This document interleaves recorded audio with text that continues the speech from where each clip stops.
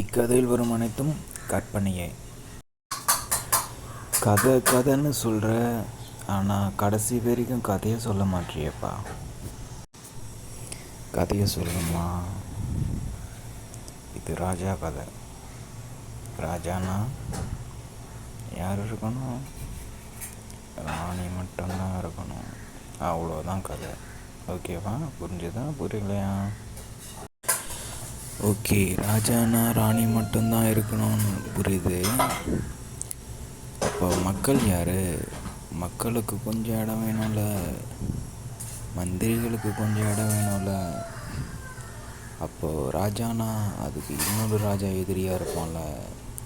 ஒரு ராஜாவோட நாட்டை இன்னொரு ராஜா கைப்பற்றத மும்பரமாக இருப்பான்ல. ராஜானாலே அரக்கன் தானே சார்.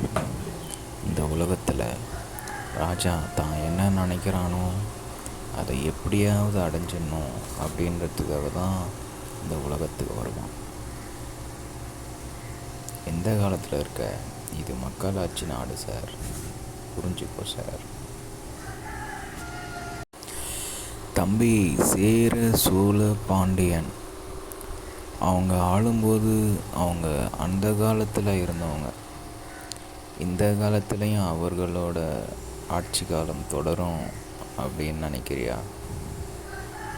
வாய்ப்பில்லை ராஜா. மக்கள் ஆட்சியில் மக்கள் சந்தோஷமாக இருப்பாங்கன்னு நினைக்கிறியா?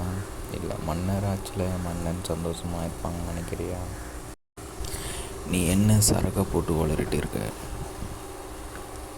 இது வாய்க்கு என்னெல்லாம் வருதோ அதையெல்லாம் பேசிகிட்ருக்க. கதையை சொல்கிறா ஒழுங்கா. கதையா? ஒரு ஊரில் ஒரு ராஜாவா ஒரு ராணியா, அவ்வளோதான் கதை. ராஜா ராணி கதை.